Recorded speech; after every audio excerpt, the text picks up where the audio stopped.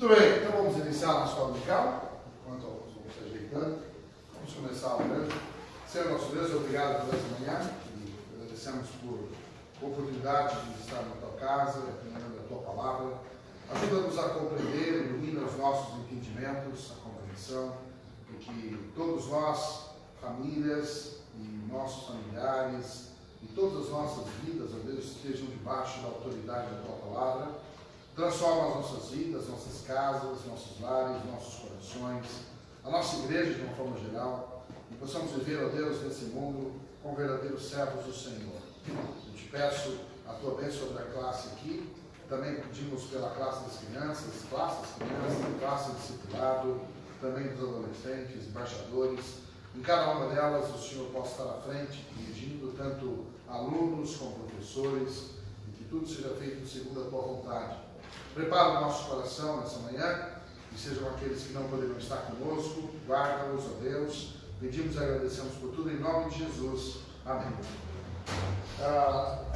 Nessa manhã, nesse texto que nós temos pela frente, já tenho dito várias vezes que a nossa proposta no Escola Dominical é falar sobre Apocalipse, mas de repente falar sobre Apocalipse e sem falar sobre a realidade que nós temos hoje. Porque falar de Apocalipse é falar sobre o fato que Jesus está por vir. Isso é a ênfase de Apocalipse. Apocalipse é, acima de tudo, falar sobre o fato de que Jesus está por vir e todos os tornamentos que virão pela frente. Agora, nesse cenário do futuro, de como tudo acontecerá até a volta de Jesus e depois da volta de Jesus, nós temos essa circunstância. Enquanto Jesus não vem, o que o livro diz sobre a realidade? Aí a gente diz, como diz o texto aqui, o texto de transição antes da volta de Jesus: eis que estou à porta e bato, se alguém ouvir a minha voz e abrir a porta, entrarei em sua casa e com ele cearei comigo. E esse versículo retrata o fato de que Jesus devia estar dentro do cristianismo, mas ele está do lado de fora, né? Como diz como mostra essa cena, né? Pode? Como te mostra essa cena, né? Jesus lá de fora batendo, né? Como se estivesse nesse contexto, Jesus dizendo que ele está fora do cristianismo e fora de muitas casas, né? E veja, nós não estamos dizendo sobre cristianismo ou religiosismo, mas aqueles que deveriam servir a Cristo, assim como casas de cristãos, e não a casa da cristão solteiro. Ou seja, o que Jesus diz é que ele está de fora dessa realidade que antecede a volta dele na terra. Bom, e aí a gente começou a falar sobre o contexto. Eu fiz um resumo aqui até onde a gente está de fato, e aí, resumindo o texto, nós estamos nesse texto aqui de Efésios capítulo 6, que é o que nós estamos meditando nessas manhãs, falando sobre o conceito de família. Então, vamos ler o texto. Vós, filhos, sejam obedientes a vossos pais do Senhor, porque isso é justo. Honra teu pai e a tua mãe, que é o primeiro mandamento com promessa, para que te vá bem e vivas muito tempo sobre a terra. E vós, pais, não provoqueis a ira a vossos filhos, mas criai-os na doutrina e admoestação do Senhor. Esse é o texto base que nós estamos estudando sobre o conceito de família e a relação agora pais e filhos. Já falamos sobre marido e mulher e outros conceitos, contextos, mas hoje, nessa sequência, estamos falando sobre o assunto pais e filhos. E aí, já falamos sobre os filhos, a responsabilidade dos filhos, e aí nós estamos no item 2. Primeiro vimos sobre os filhos que devem ser o quê? Obedientes. É a segunda ordem?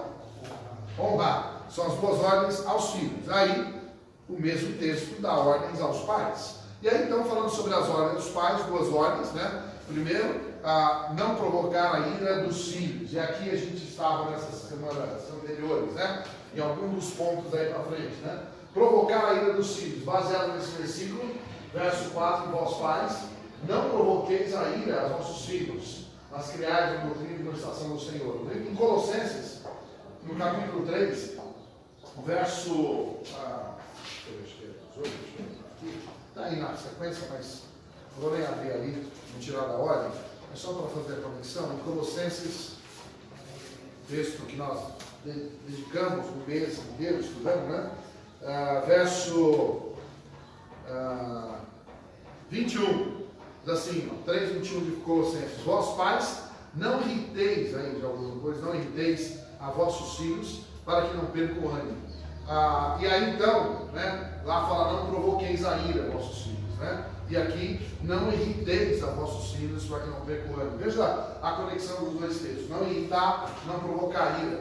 Quer dizer, os dois vão na mesma direção, né? Paulo dizendo um momento na carta para os Efésios, e agora a Colossenses, a mesma perspectiva, né? Dos pais em relação à sua conduta para com os filhos, não provocar a ira.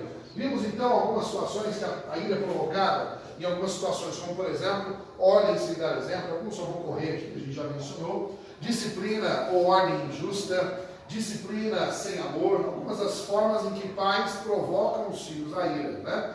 Quando ele dá uma ordem e não dá o próprio exemplo, quando ele disciplina ou dá uma ordem injusta, quando ele disciplina alguém, um filho, né, sem amor, favoritismo de filho, já falamos sobre isso, a história da Bíblia de Isaac e Rebeca, né, e Jacó e Esaú.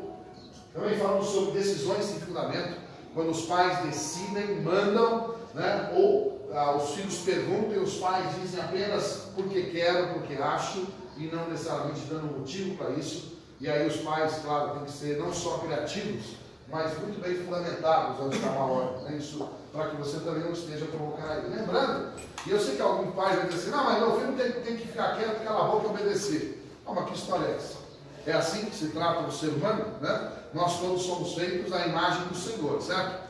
A autoridade sobre pais e filhos é o mesmo Deus. Então nenhum pai tem que dizer que quer que seja assim, simplesmente que quer ser assim. Não pode, isso não existe. Ou seja, Deus, que é a autoridade sobre todos nós, não propõe que pais e filhos se tratem assim. Senão nós vamos estar criando uma situação, uma relação totalmente contrária ao que diz o ensino da Bíblia. Então, cuidado, pai e mãe, né? De repente dizer, eu quero assim que eu quero e cala a boca. Como assim? Que história é essa? Que respeito é esse?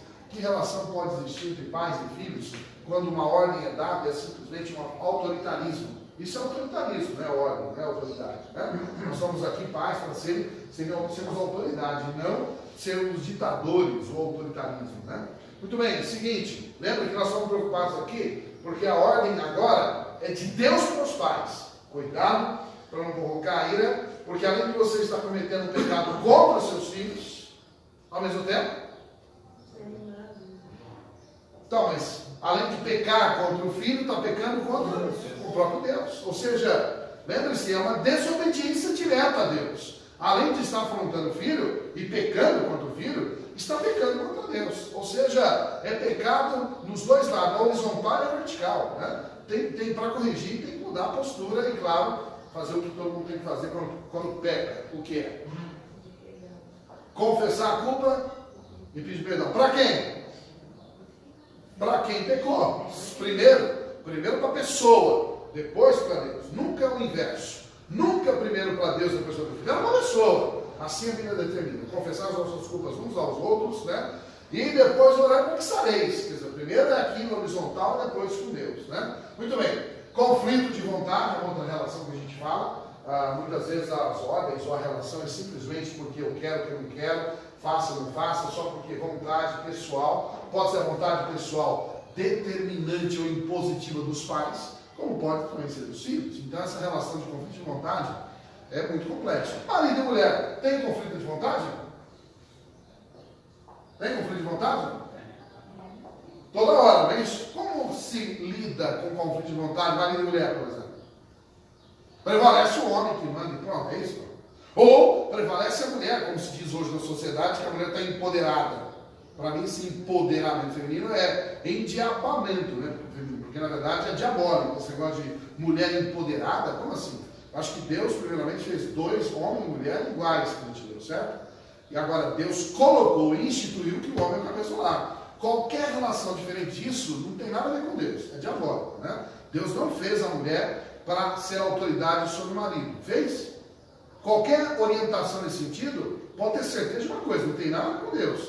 Agora é óbvio, e aqui fazendo só um parênteses na história, também não existe, e é diabólico, maridos que querem mandar na esposa como se ela fosse, né, um objeto debaixo da asa. Não é assim não, a relação tem que ser de comunicação fluida, né? Como diz 1 Pedro, capítulo 3 fala sobre que o marido ele é responsável por ter uma comunicação com a esposa, entendendo que ela é vaso mais fraco. Onde que está isso mesmo? Sem eu apontar aqui. Já disse até o livro.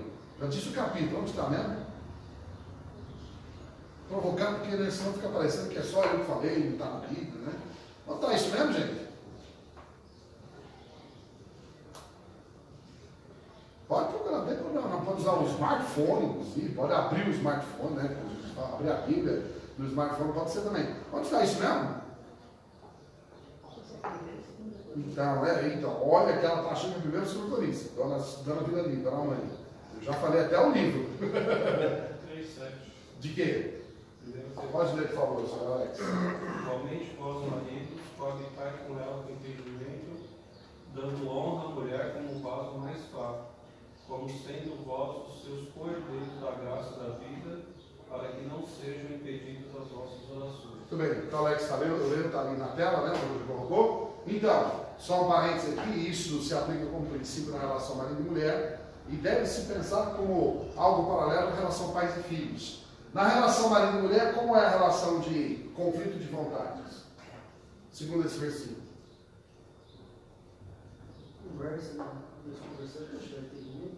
É isso? É isso mesmo, Arnaldo? Não, chega de falar de Copa, né? Chega, relação da sala de espera, né? Chega de Copa, não pode falar mais, pode sair, não, né? Já vieram tudo igual aqueles cachorros quando dá, né? Solta o rojão, os cachorros saem com o rabo no meio das pernas, vai embaixo da mesa do sofá. É mais ou menos assim que nós estamos no Brasil, né? Né, Roberto? Já acabou, né? Acabou, né? Ainda bem, né? Para os negócios é horrível esse negócio de Copa, tem que parar, loja, menos. Bom, vamos voltando ao nosso assunto, e aí? Roberto falou aí. O que vocês acham? Já acordaram? Não? Como é que não? Assustados ainda? 2-1? Não esquece esse assunto. Vamos para frente, né? Para frente que eles estão ganhando muito dinheiro com esse negócio. Nós não estamos ganhando nada ainda, né? Vamos torcer assim, né, irmão? Nessa história agora vamos fazer a nossa vida. Veja, o texto é exatamente como o Roberto falou. O marido, cabe ao marido, aqui interessante, começa com a obrigação do marido, né? Cabe ao marido estabelecer um relacionamento com ela, com sua esposa, com entendimento. Dando honra à mulher, com vaso mais fraco. Então, nesse contexto, compete ao marido conviver com a esposa na questão de conflito de vontades, que gente? Entendimento. Portanto, ele impõe a sua vontade. Imposição de vontade do marido sobre a mulher é bíblico? Não, não é. Não é bíblico. Portanto, o marido, e aí veja, a grande responsa do episódio é isso. O homem tem que procurar saber o que é o melhor, independente da vontade dele ou dela, e mais ainda, convencer a mulher de que esse é o melhor caminho. Não importa se a sugestão foi dela ou dele. Não importa. É entendimento. Entendimento é um acordo, como se diz, cavalheiros, né, no contexto marido e mulher. Agora, e na relação filhos, voltando a filhos, e aí?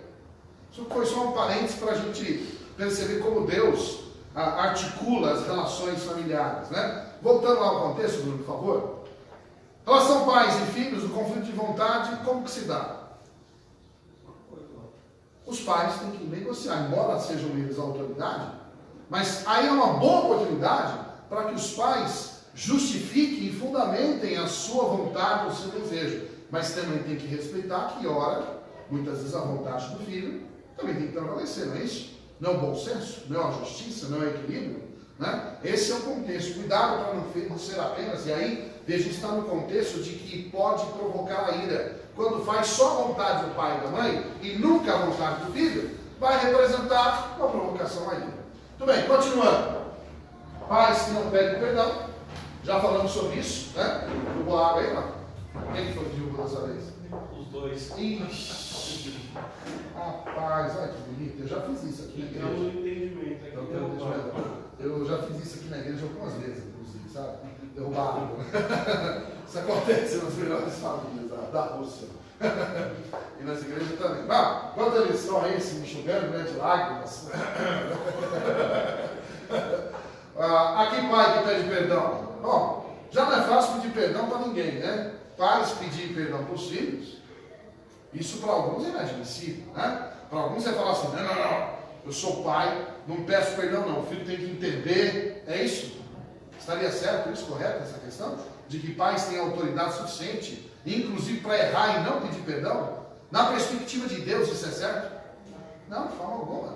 Pecado é pecado em todos os níveis, não é?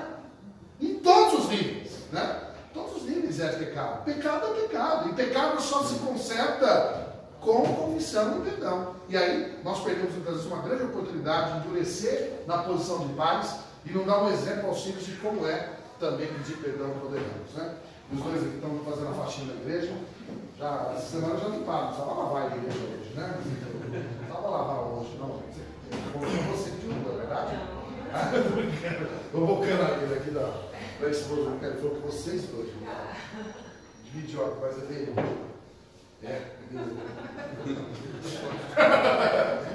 Estou fazendo intriga, entendeu? Estou colocando uma intriga de vocês dois. Vamos lá, continuando. Fazer comparações negativas dos filhos, né? E aí muitas vezes pais fazem isso, comparam filhos com outros, né? Às vezes comparam com familiares. Ele sem dúvida, parece com a avó, com o vô, com a tio, com o pai, né? É vagabundo igual o outro. Quer dizer, comparação negativa, que história é essa? É burro igual a mãe, não importa. Às vezes tem pais que fazem isso, fazem comparações, né? No aspecto negativo, vai ser um lesado, um perdedor, igual o tio, né? Irmão da sua mãe. Quer dizer, às vezes as pessoas perdem uma grande oportunidade de ficar calado ou de fazer algo positivo e ficam estabelecendo aspectos ou comparações negativas. Isso é provocar a ira dos filhos, além de desanimá-los a irar o filho, né? E mais, excesso de proteção. Excesso de proteção, às vezes, significa, até comentei esse tempo atrás, né? Tem pai que quer dar a mão para a filha, para o filho, atravessar a rua aos 17 anos de idade. Né? Não deixa andar o neto, né? Que está lá, né? E às vezes o excesso de proteção, de vigilância, de controle, provoca um senso de que, afinal, filhos são criados para terem vida própria, autonomia. Quando os pais limitam essa abertura da asa e o início da liberdade, estão tolhendo e criando crianças dependentes pro resto da vida. Sabe o que vai acontecer no futuro? Virarão uns coitados derrotados na vida, porque não sabem lidar sozinhos com as suas dificuldades.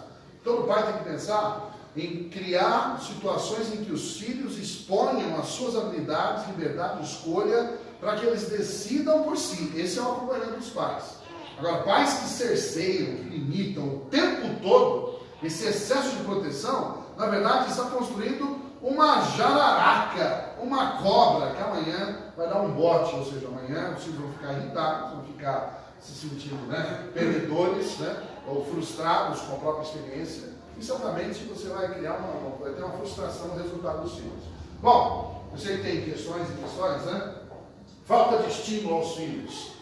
Essa questão de estimular os filhos, ela pode ter várias situações, né? Engraçado que a gente vive uma geração, e é uma coisa interessante, que tem poucos filhos que têm interesse na escola. Já viram isso? Ou de fazer parte da escola, ou de participar das atividades da escola. Primeiro, por quê? Porque você acha que hoje a escola se transformou em algo muito interessante para as criançadas e adolescentes em geral? Por que você acha que acontece isso? Isso é um dado estatístico, ou seja, o interesse hoje dos filhos pela escola, nesses últimos anos, cada dia é menor. Por quê?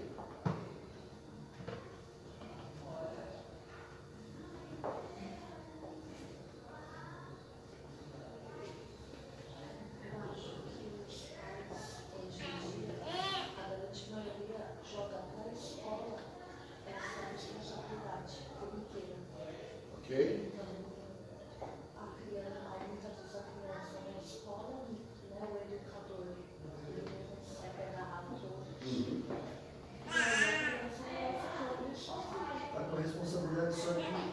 Como de educar, não de ensinar a matéria. A escola tem que ensinar só a matéria. A educação vem de casa. Está mudando os valores. O pai e a mãe conhecem só da escola. O professor não se vira não tem cuidado de casa, auxiliar, papel, de entender a situação. Muito bem.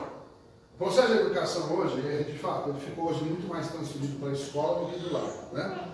No lar e dentro do lar, pouco se educa, pouco se ensina. De fato, há uma distância, há um conflito. Né? Na casa, é tarefa e diversão, na escola é trabalho. E aí essa relação, às vezes, ela cria, é como se fosse um muro nos interesses da criança. A outra coisa é que as escolas hoje, elas estão vivenciando um grande conflito tecnológico, né? Não obstante algumas escolas evoluírem bastante, mas hoje o mundo é mais ou menos assim, em casa se tem telefone, tem celular, smartphone, a criança tem acesso a jogos eletrônicos, computador, vídeo, mídia, e o cara lá, Google e tudo mais. Chega na escola, muitas vezes é o que? O professor com o gizão na mão, um quadro, né?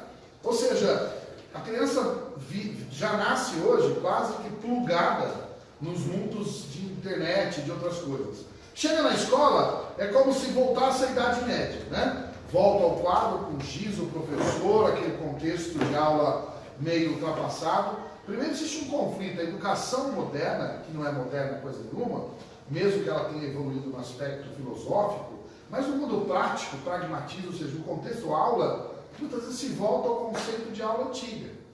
Agora, não há nada errado da aula ser um sistema antigo até certo ponto, mas a criança que ela tem muita motivação pelos aspectos didáticos, pedagógicos, lúdicos e tudo mais, de repente ela está vivendo num mundo que é um mundo lá na casa, na família, em que tudo é tecnológico, né? Última geração, celular, um smartphone barato, hoje já faz de tudo, né? E vai para a escola, muitas escolas são um retrocesso, né? E aí, primeira coisa, o próprio conceito de escola hoje já é desmotivante, né? Já tem esse lado. E segundo, de fato, essa ponte caída entre a casa e a escola. Pais que não fazem a integração do filho com a escola. E às vezes a escola é simplesmente uma forma de ficar livre dos filhos, né? É mais ou menos assim, nossa, precisamos trabalhar, não, vamos levar isso para a escola logo, né? Mais ou menos assim, é quase que um local de despejo, né? Coloca o filho lá dentro, agora eu vou viver, agora eu vou sossegar. E aí, né, volta para casa e é uma relação sem nenhum contexto, nenhuma integração. Pais não acompanham os filhos, não estimulam os filhos.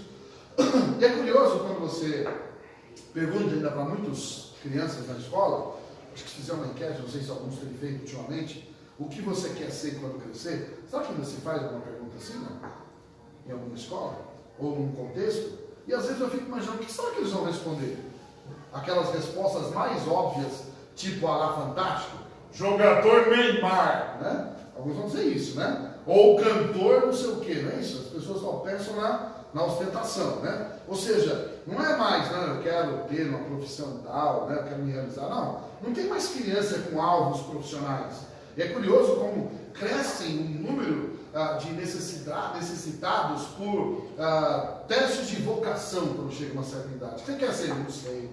23 anos, 25 anos, não sei o que eu quero ser não, quando crescer. Enfim, você já cresceu, né? Já é tarde agora. 30 anos, não sei o que eu vou ser quando crescer. Como assim? Crescer para onde? Né? Para os lados, né? Você vai ser o quê, né? Às vezes tem gente que está na vida e não sabe o que é ser. Uma desconexão entre o mundo e a escola. E às vezes porque também os pais fizeram na escola um depósito para ficarem com as crianças e não existe uma conexão na casa.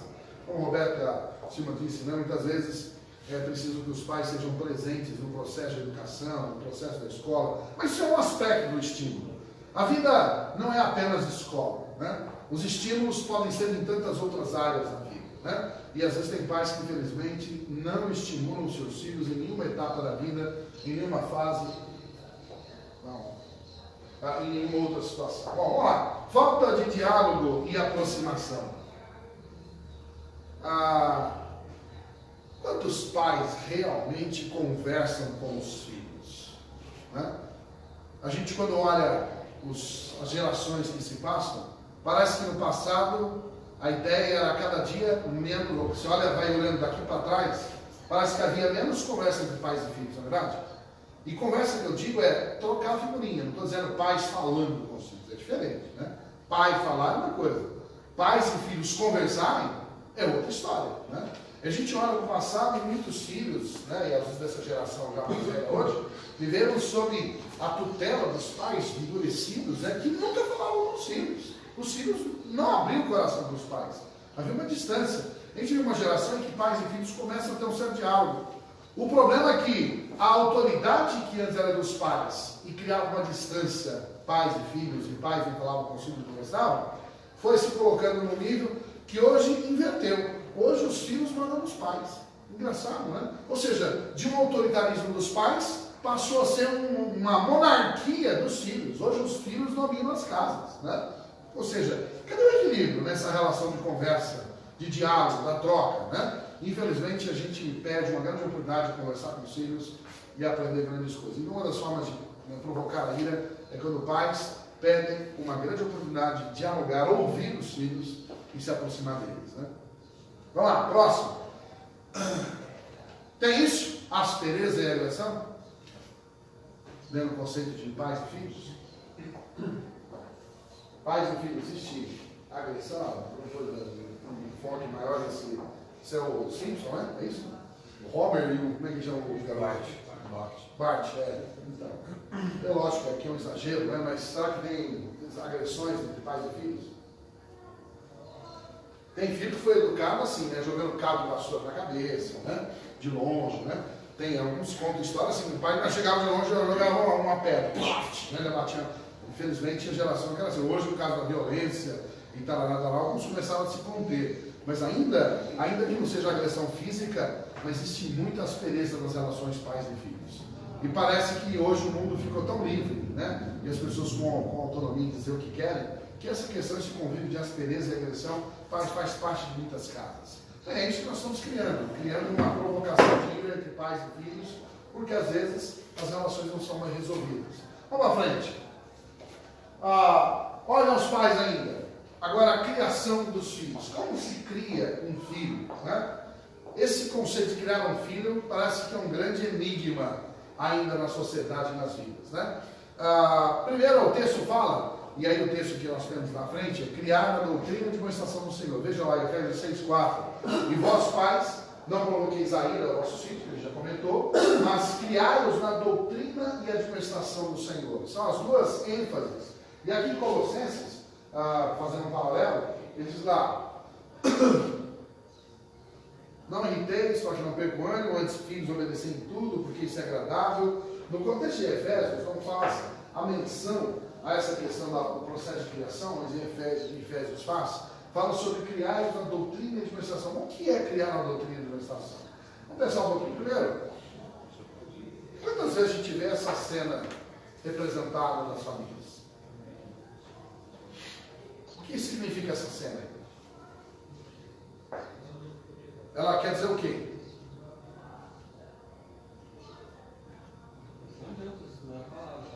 Muito bem, é um processo de uma família se juntando ao redor da palavra. E aí eles estão lendo a Bíblia juntos, né? Mas será que isso é importante? Não é melhor cada um ter a sua própria Bíblia? Que importância tem uma cena como essa? Porque uma Bíblia, ela une a família inteira.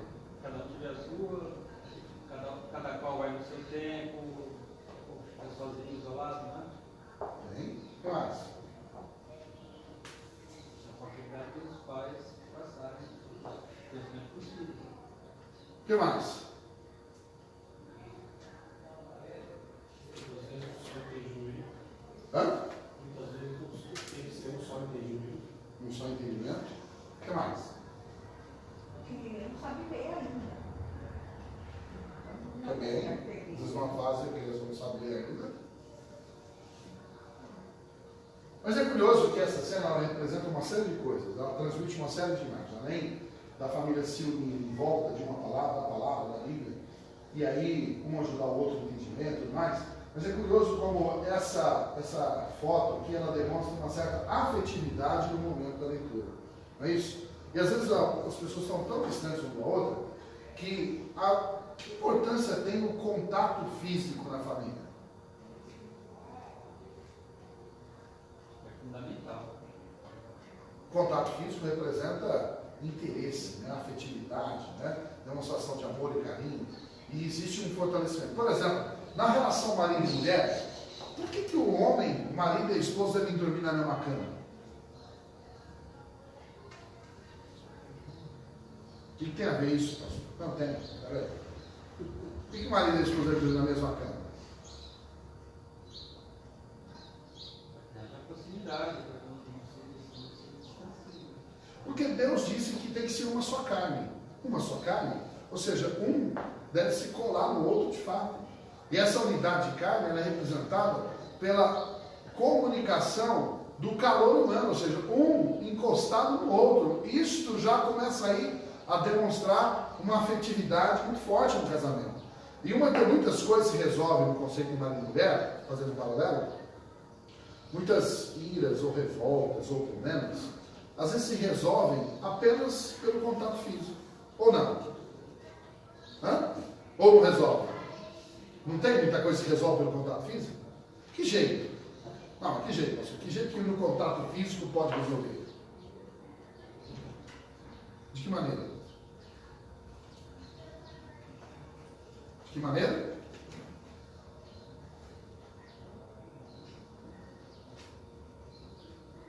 Tem muita fúria que vai embora só por causa do cafunézinho, não é? Muita gente fala, igual o cachorro bravo. O cachorro chega lá, passa a mão dele. Não é assim, às vezes a nossa relação é uma coisa humana. E filhos? Às vezes muitas relações familiares, elas estão assim, no clima de revolta e tal. Aí chega lá o pai, dá um abraço no filho, a filha com a mãe, e vice-versa e tal. E de repente toda aquela raiva se esvai e os problemas são mais facilmente resolvidos, não são? Às vezes simplesmente a relação de aproximação física pode atenuar muitos problemas. E essa é uma das questões que eu estou, nessa imagem, ela representa, é que muitas vezes a gente até amolece o coração quando existe não só a identidade em relação à palavra, mas até a identidade emocional e física. Ou seja, às vezes um abraço pode mudar muita história, não pode? Não pode mudar muita questão, né? A gente já viu às vezes irmãos que estão brigados ou qualquer outra relação que chegam e se abraçam e até esquecem que estavam brigando, não é isso? Ora, no conceito de família, esse momento da aproximação juntos com a palavra pode atenuar e facilitar muito o aprendizado e a importância e o efeito da Bíblia, da palavra de Deus no coração. Continuando. Criar a doutrina é quando a Bíblia está junto ali, né? Ela sendo a referência. E admoestar? A palavra admoestar aqui está o dicionário, né? A palavra admoestar, porque está lá. Criar a doutrina é admoestação do Senhor. O que é admoestação? Admoestar é censurar alguém a partir da observação de seu comportamento, sua maneira de pensar, ou por uma falha cometida por essa pessoa, etc. Repreender. Aconselhar alguém quanto à sua maneira de proceder, para que a corrija de alguma forma, advertir, avisar, prevenir. Então, o que é criar um filho na doutrina de admoestação do Senhor? O que é a admoestação do Senhor, portanto?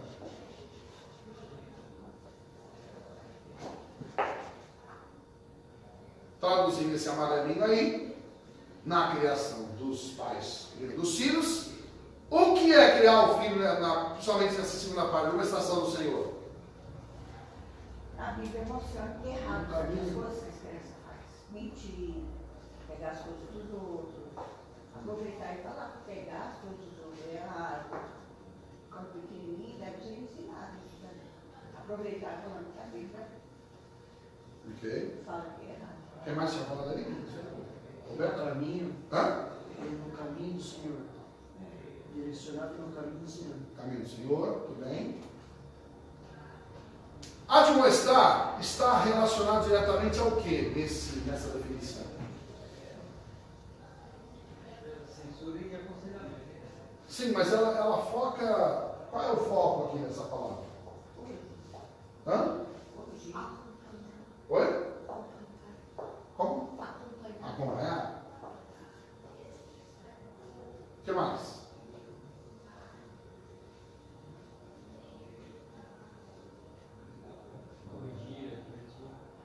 Ela está relacionada à mudança de comportamento. Essa é a questão da administração. A administração está relacionada à observação dos pais para que haja uma mudança, um ajuste no comportamento dos filhos. Está relacionada à questão do comportamento, as atitudes do comportamento. E isso está relacionado à criação e, inclusive, todo o processo disciplinar dos pais com os filhos. Nós vamos avançar daqui a pouquinho e focar nessa palavra aqui, olha. Censurar alguém a partir da observação de seu comportamento, sua maneira de pensar, fala, mentira, lá. Censurar alguém quanto à sua maneira de proceder, veja, procedimento, comportamento, é uma observação e um realinhamento sobre essa maneira de proceder ou comportar-se. Vamos para frente. Vamos a gente avançar um pouquinho. Criar. Criar significa nutrir, prover, e não apenas no aspecto material, né? Mas também em relação à segurança, limites, afeto, amor, encorajamento. Ou seja, quando se fala criar, envolve um processo, né? Por exemplo, para alguns, criar é só dar comida. Né? Tipo assim, nossa, estou criando uns gatos lá em casa. Estou lá pondo comida, né? Lá em casa, como vocês já sabem, tem uma cachorra. Mas hoje de manhã eu fui lá para botar ração e água para ela. Tinha um bando de passarinho comendo ração e bebendo a água dela. Vixe, mas estou criando passarinho ou cachorro, né? Estou criando, toda vez de manhã lá, tem lá os passarinhos tudo em volta, comendo a ração da Meg e tomando a água dela. Eu falei, que coisa, né? Por isso que a ração está dando. Os passarinhos estão lá, né, sobrevoando a ração. E acho que vou colocar uma câmera lá para observar quanto é a ração que a Meg come, a cachorra, e quanto é os passarinhos. Daqui a pouquinho eu tenho um aviário, né? Estou criando um bando de passarinho, não tem contato nenhum, mas tem um bando de passarinho comendo. Para alguns criar é mais ou menos isso. E não é à toa que alguns pais assim, o que está faltando em casa? Não é mais ou menos isso? Estou botando comida para dentro de casa, estou criando. Mas isso é criar? É ser o provedor da casa? Então somente jogar lá comida no armário, né? E a mulher jogar o arroz na panela e botar no prato, toma, engole e fica quieto. Às vezes o processo de criação para alguns é isso, né? Botou comida, está faltando roupa, vai lá, compra, comprou. Às vezes é meramente um suprimento material. Isso é criar? Para alguns pais, é isso. Não é? Ou não foi? Ou não é assim? Para alguns pais não é apenas isso? Ser apenas o provedor e a mulher a fazedora? Né? Para alguns o conceito é isso. Ele compra e ela faz. E está tudo certo, né? Comprou, né? botou lá, comprou, pagou. E essa é a relação de criar. Olha, isso é criar. É igual eu estou criando os passarinhos, não conheço nenhum. Não sei nada do que passa na cabeça, na cachola daqueles passarinhos. Por um lado também não quero saber que eu não estou querendo cuidar de passarinho. Já não estou querendo cuidar de cachorro, né? Muito mais de passarinho. Mas a gente às vezes está criando filho igual eu estou criando esses passarinhos. Lá não conheço, nunca vi, não sei quem é, nem o RG, nem o CPF. Não sei nada. E alguns pais estão criando os filhos dessa maneira. Mas criar é muito mais do que apenas prover as necessidades, né? E aí o texto fala não apenas material, mas envolve um processo que envolve segurança, estabelecimento de limites. Eu falei agora há pouco, e aí a gente vai falar um pouco mais sobre isso, sobre proteção, excesso de proteção e limites. Existem polos diferentes aqui. De um lado, o excesso de proteção. O outro, muitas vezes, a falta de limites. O equilíbrio é que é o bom senso, né? E o processo de criação envolve encontrar o limite. Nem a proteção excessiva, mas nem também a vida sem limites, que é hoje a proposta do mundo moderno. É filho fazer o que quer, não é isso? As pessoas acham que o filho tem que fazer o que quer, né? Tempo atrás eu vi uma pessoa dizendo, não, meus filhos quando tiver, vai ser assim, vão fazer tudo o que eles querem. Isso. Passaram os anos, a pessoa diz, e aí? Não, é difícil disciplinar os filhos. Agora quer dizer, enquanto você não tem, você acha que pode fazer. Não, vou fazer o que quer. Quando você vê, opa, se deixar fazer o que quer, aí o bicho pega, né? E aí qual é o equilíbrio dos limites na relação pais e filhos? Bom, amor, afeto, por exemplo, vamos lá para frente, a gente vai aprender, vamos aprofundar um pouco mais. Bom, a criação, portanto, deve ser como base o princípio da palavra do Senhor, e esses princípios começam aqui. O temor do Senhor é o princípio maior. O que diz Provérbios 1,7? Não precisa nem abrir lá, não precisa nem projetar. O que diz? Alguém sabe? Não?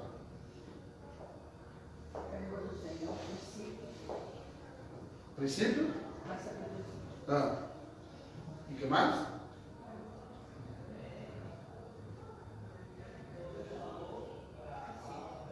E os loucos desprezam a sabedoria e a instrução. Né? O princípio do Senhor, né? Ou seja, o temor do Senhor, desculpa, é o princípio da sabedoria. Né? Bota lá então, Bruno, vamos lá. São versículos que a gente tem que gravar na mente, ainda que você não sabe todas as palavrinhas, né? Mas são versículos chaves.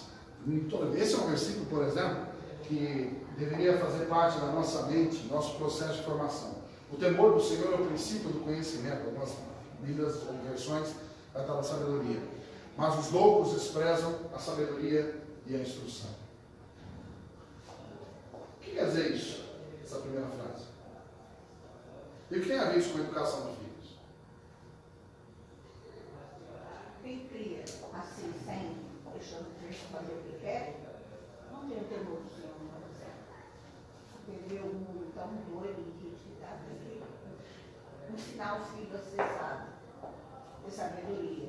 O que mais? Tudo certo e errado. O que mais? Outra perspectiva. A criança chega em casa com lápis diferentes ou sem lápis. Porque o outro pegou o lápis. Então tem que ser ensinado a ele, que está errado também para ele. E deixar ele pegar. Tá, isso é no processo do comportamento, né? Mas o que quer dizer o temor do Senhor no processo de educação?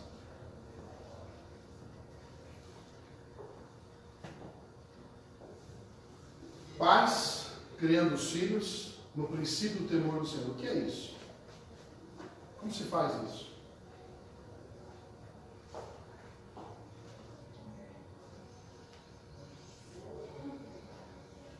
É curioso como, já perceberam como, numa certa fase, isso é a leitura geral.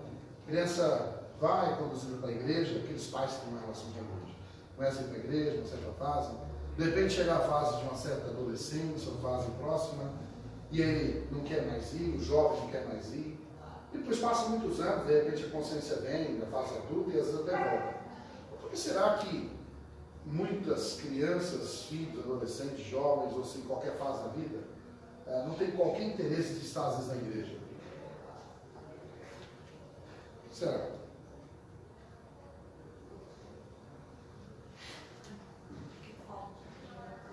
Oi?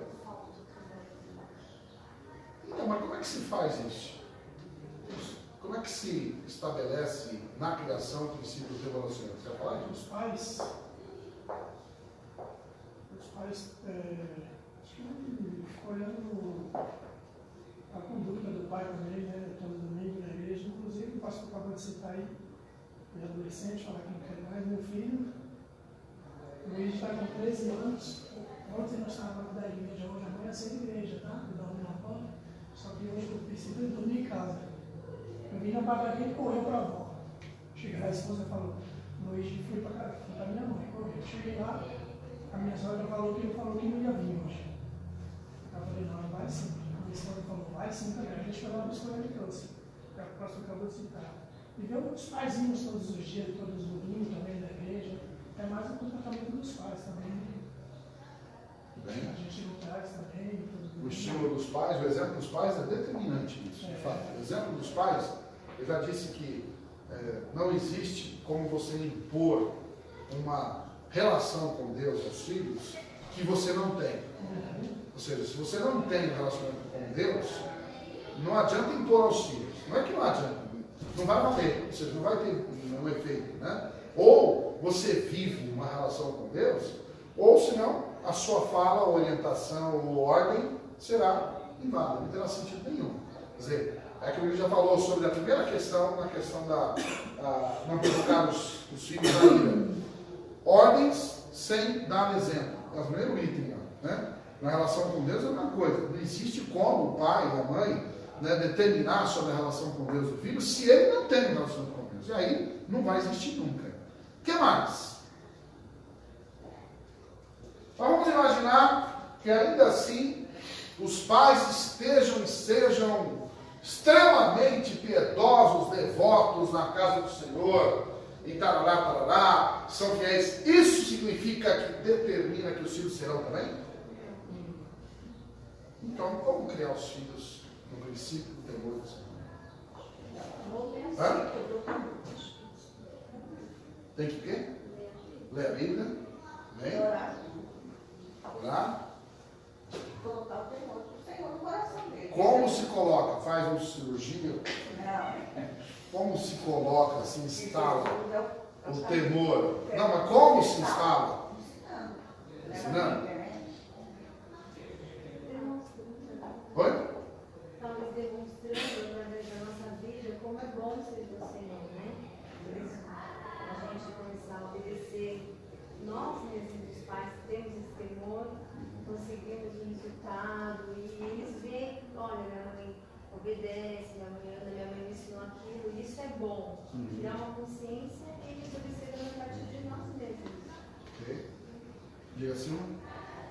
Quer falar?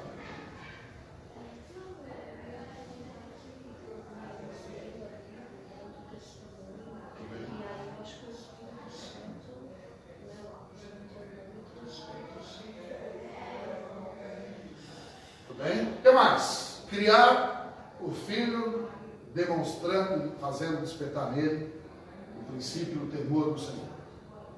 O que a gente vê que muitas vezes é mais ou menos assim.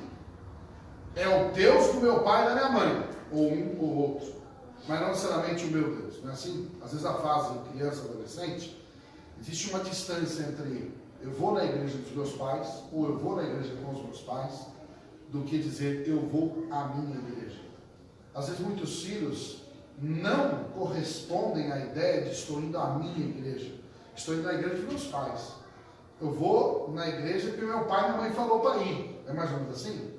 Como transformar isso numa relação do tipo assim, é o meu Deus, a minha igreja, e eu quero ir na igreja? Fala na verdade para a criança, como a gente fala para você. Você com 5 anos, você precisa o mesmo Deus que era o Deus dos seus pais. Você falou, eu quero ir para o céu. Se vocês vão. Mas vamos pensar assim, né? Cada um é um jeito. A mãe está Você contando.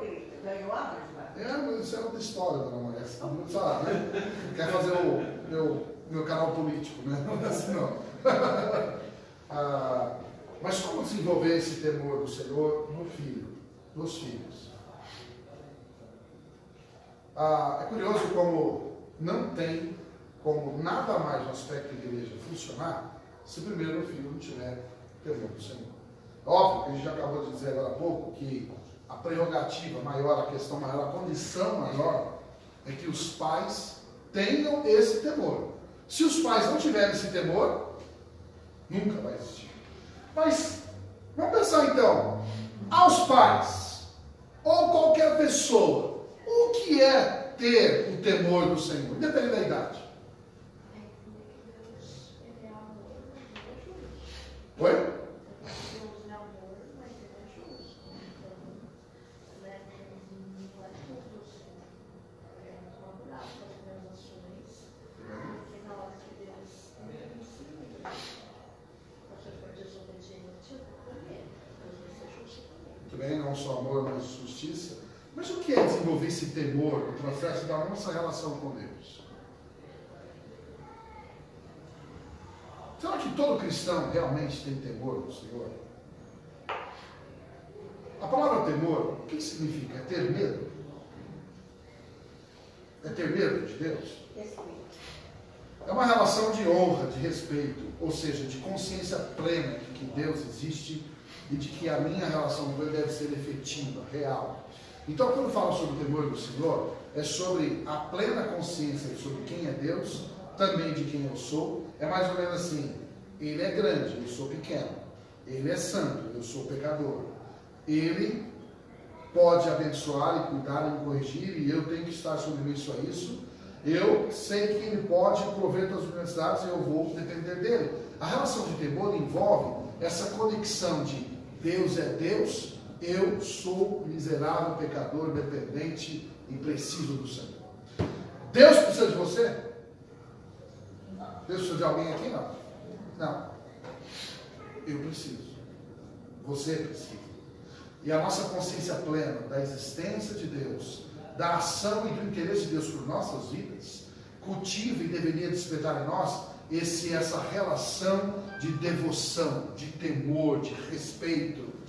Por exemplo, uma das maneiras de demonstrar o temor ao Senhor é a nossa decisão de conviver com Ele. Como a gente convive com Deus? Para muitos estar na igreja é um peso, é um fardo, não é? A igreja, porque vem a igreja pela igreja, e não a igreja como um momento de conexão com o Senhor e com o povo do Senhor. Igreja, eu não vou por obrigação. Eu devo considerar que eu vou à igreja porque eu preciso do Senhor.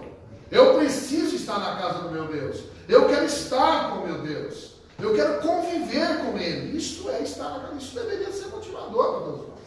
Bom, infelizmente alguns vão para a igreja sem nenhum estímulo. Qualquer outra coisa é mais importante que estar na igreja. Já começa por aí. Às vezes uma família, Deus e a sua casa em último lugar. Alguns querem dormir até mais tarde, outros querem passear, fazer isso, fazer qualquer outra coisa. Enquanto que aqueles que têm o temor do Senhor abrem mão de privilégios até para estar na casa do Senhor. Aí começa o temor do Senhor.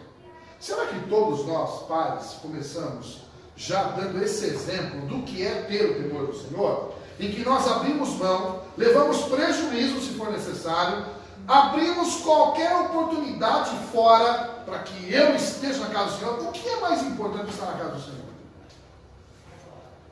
O que pode ser mais importante? Se há alguma coisa que é mais importante do que estar na casa do Senhor, esse é o seu Deus e não Deus.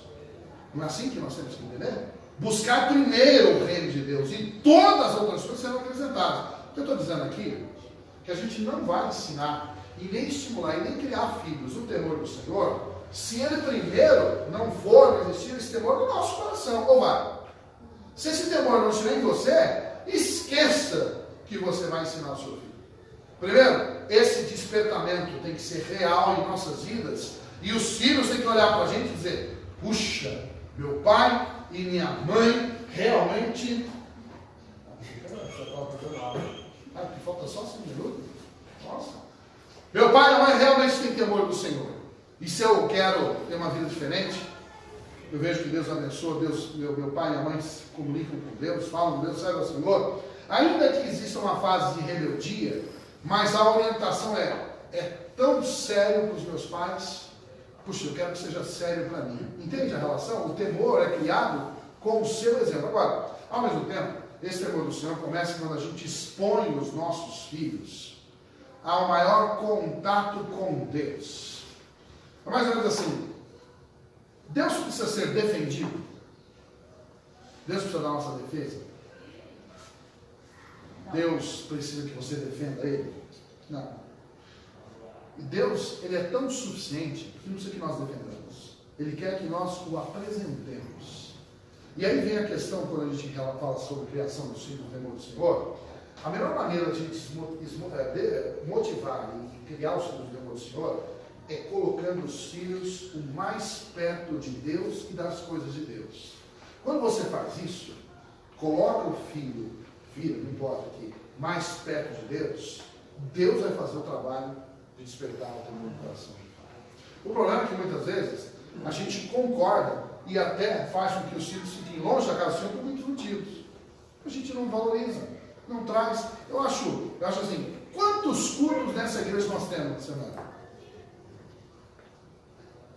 Quantos? 2. Um de manhã, um de noite. Por que criança tem que ir em quais cultos? Escola dominical? Não, irmãos. Criança tem que ir de manhã e de noite, amém? Mas e o papai e a mamãe? De manhã e de noite, senão o que vai ser importante? Vai ser importante para quem? Vai, filho, é boa a igreja para você? Para mim, primeiro. Os filhos têm que aprender a seguir os pais assim. O pai vai, a mãe vai, nós vamos também. E eles se acostumam a ir. E se é sério para o pai, sério para a mãe, é sério para mim também. Os filhos são colocados perto do Senhor, próximos do Senhor. Os pais devem estimular os filhos cada dia mais a se envolver nas coisas do Senhor. Se não, irmãos, não pense você que esse estímulo ao temor do Senhor vai acontecer assim, vai cair do céu. Não. É uma exposição dos filhos mais perto do Senhor. E aí não só na igreja, mas em casa, na palavra, na oração, no tempo juntos. Esse princípio do temor do Senhor, criar o filho no temor do Senhor, é essa relação em que os pais têm uma obrigação diante dos céus de colocar Deus dentro da casa daquela família e aquela família dentro da casa do Senhor. Se isso não acontecer, jamais vai existir temor do Senhor. Isso é criar o temor do Senhor. E aí o texto o temor do Senhor é o princípio do conhecimento, da sabedoria, né? Se você não incutir a palavra em relação com Deus em casa, isso jamais vai acontecer num outro momento da vida. Então, criar o filho e nessa questão do princípio da criação do Senhor, do Senhor, é fazer com que os filhos vivam e experimentem a relação com Deus. Tem um texto que tem uma charge, né? Hoje em dia é mais ou menos assim o contexto da família. A família moderna é mais ou menos essa, né? Não sei se você consegue visualizar aqui, né? Mas esse negócio preto na mão aqui, o que vocês acham que é? Hã? Até o cachorro está com tablet. Você sabe? Até o cachorro está com tablet. Ele está lá vendo uma aula aparecendo, será que ele está vendo, né? Mas ó, parece um exagero, né? Mas será que é tão longe da nossa realidade? Não, tem que pegar o cachorro e o gato para ficar assistindo um videozinho, né? Tem gente que o gato assistir um filminho de aquário, de peixe, fica ali, né? Não dizem que aqueles negócios de frango lá é produção de cachorro? Hoje até isso coloca no cachorro casinho, mas ele gosta de cabelo frango rodar. Que história é essa? E tem muita gente que vive assim. Esse é o contexto de família moderna. A família moderna é essa, as pessoas estão distantes. Elas não se falam, não se comunicam, estão um do lado da outra, mas estão ali. Eu disse certa vez, estava coincidentemente um tempo atrás, até contei isso, estava com a. Acho que estava eu, a Cristina, não sei se Bruno e a Camila, não lembro, estávamos nós 4 numa mesa no restaurante e nós chegamos e a gente estava esperando que outro viesse desses, não sei se eram já os namorados, já casados, não sei, e estávamos nós 4 na mesa e cada um com o celular na mão. E a gente estava conversando porque a gente estava lindo. E coincidiu na hora, os 4 ali no celular, chegou o garçom, falou assim, não sei o que ele falou, você estava na cerimônia? Você não estava, não lembro. Que brincadeira irônica o garçom fez, mas tipo assim, né, vocês não se falam, não falam um com o outro, sei lá, qualquer coisa. A gente estava igual isso aqui, né? Claro que a gente estava só esperando alguém chegar deles, não sei, e a gente ia ficar na mesa. Mas às vezes tem alguns vão para a mesa, do sofá, a vida, mais ou menos assim, cada um com o seu universo, na mesma casa, no mesmo sofá, mas cada um vivendo um mundo paralelo. Será que isso aqui vai levar ao temor do Senhor? Nós vivemos esse mundo. As pessoas vão para a mesa comer e estão ali, ó. Não se falam, não se conversam. Eu acho que uma boa regra que alguns casos já vi fazer é o seguinte: na hora do almoço, da comida, todo mundo deixa o celular de lado. Puxa, já começa por aí, né? A conexão primeiro tem que ser ali pessoal, né? Não tem que ser via internet. Tem que ser uma comunicação pessoal. E se não existe conexão pessoal, como pode se despertar o interesse nas coisas do Senhor? Se a maior influência vem pelas redes sociais e não pela rede de relacionamento familiar. A rede familiar deve ser maior do que a rede social, ou não? O que será que a gente influencia no princípio do Deus do Senhor? Agora, tem família que é assim, isso aí parece que a minha cachorra, não é por isso que eu coloquei, mas é curioso, né? Como parece com a América, esse estilo é, esse tipo do. Eu estou querendo que ela vá embora de casa, sei lá, né? Cristina fala que, né? Ela, como ela não gosta de cachorro, ela fala assim, nossa, ela está ficando velha, que bom, ela está quase indo embora, né? Eu falo assim, não, meus filhos esperassem que alguém dos filhos levasse, né? Eles têm que sair do apartamento, de uma casa para ter espaço para cachorro desse tamanho, né? Bem, mas, tirando a história do cachorro, eu só pus porque essa imagem pareceu bem uma realidade um pouquinho diferente dessa, né? Poxa, eu mostrei o cachorro? Tem cachorro nas duas, gente. Ah, tem cachorro aqui, né? E tem cachorro aqui. Qual você acha que o cachorro prefere? Qual família?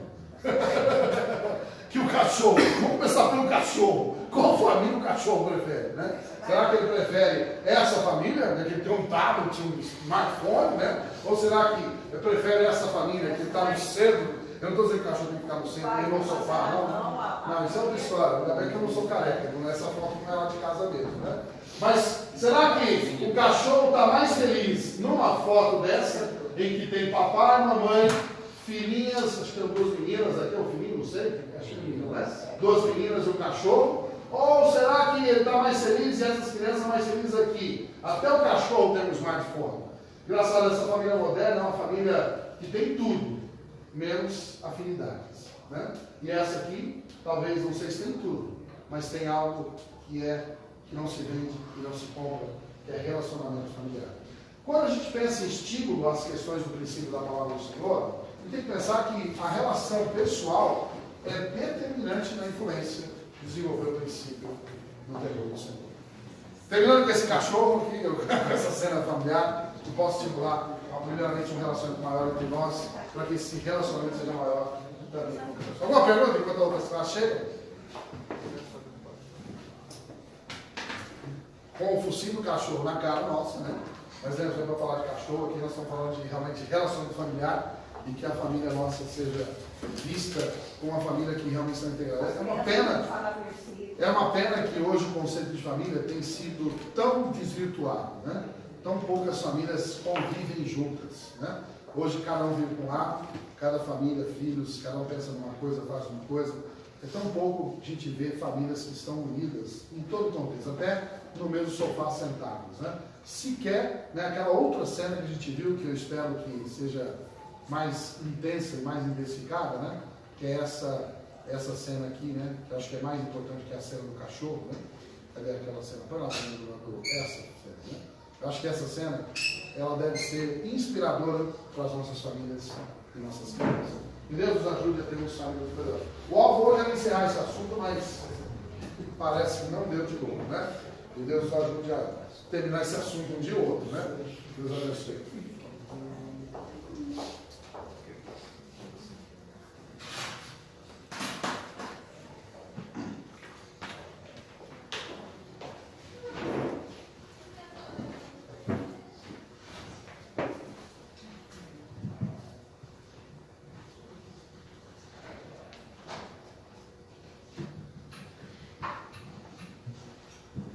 Bom dia a todos. Bom dia. Não tem a voz tão potente assim que nem a do pastor Antônio, então preciso do microfone, né?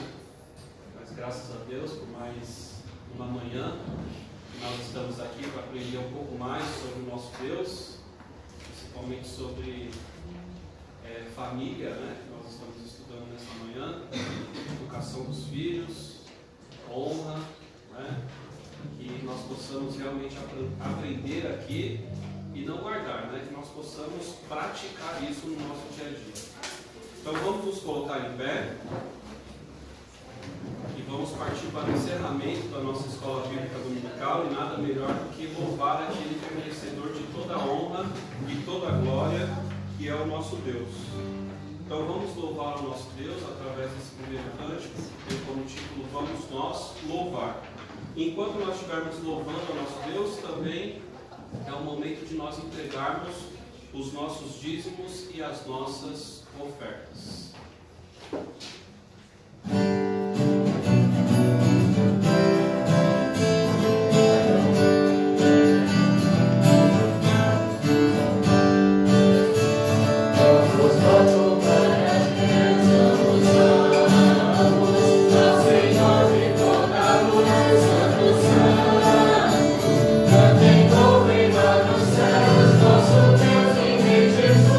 Exaltado seja Deus, Santo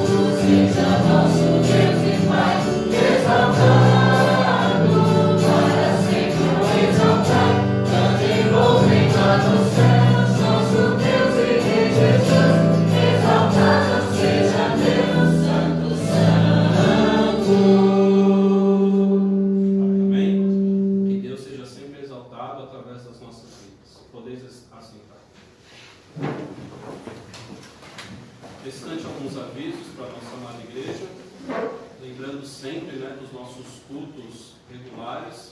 Então nós estamos aqui todos os domingos, primeiramente em escola bíblica dominical, a partir das 9h30 da manhã, e também culto de louvor ao nosso Deus, também hoje, a partir das 19 horas. E às quartas-feiras os pastores estão... Então, como nessa quarta-feira nós teremos o CFD, nessa quarta-feira os pastores não terão a reunião de conselho pastoral, que normalmente é das 20 até as 21h30, que ficará para a próxima semana. Então, das 20 às 21h30, todas as quartas-feiras, os pastores estão aqui reunidos e quem quiser já chegar para pegar um conselho pastoral, pode vir que eles estarão aqui, somente nessa quarta, que não por conta do CFT. Lembrando também que os pastores têm uma agenda que está compartilhando, né, com toda a igreja aí. Então está ali no corredor, né, os horários, os dias, né, de agenda dos pastores e também o telefone de cada um. Está disponível aí para a nossa igreja. Alguns eventos que nós teremos em nossa igreja, lembrando, né, desse encontro não, a escola bíblica de férias das crianças, né, que será realizado nos dias 13 e 14, que é uma sexta e um sábado, e que terá o seu encerramento na escola bíblica dominical, né, no domingo. Então, nos dias 13 e 14, sexta e sábado, das 14h30 às 17h, e no dia 15, né, que é o domingo, das 9h30 até as 10h30 da manhã. Já é o fim de semana, esse próximo final de semana, né? Começando na sexta-feira. E está como tema, né, a fórmula secreta. Então, convide, né, as crianças para estar aqui presentes, sexta, sábado, domingo, né, para juntos compartilharmos o amor de Deus. E também o Evangelismo em Ação, com o nosso querido líder aí, pastor Tomé, Mais bonito da... o mais bonito, né, da nossa igreja. Então, no dia 14 de julho, próximo sábado, ele está aqui às 17 horas, aguardando, né, aqueles que estão disponíveis para, junto com ele, evangelizar o nosso bairro. Então, às 14 horas, dia 14, às 17 horas. E também está se aproximando aí o nosso culto do amigo, que foi marcado, agendado para o dia 22 de julho, às 19 horas. Então, convide também os seus amigos para estar aqui juntamente conosco, louvando ao nosso Deus. Dia 22 de julho, às 19 horas, o nosso culto do amigo. É isso. Alguém mais tem algum aviso? Pastores? Correto. Tudo certo? Então vamos nos colocar em pé, chamar o pastor Geraldo a vir aqui à frente, fazer a última oração e também a bênção.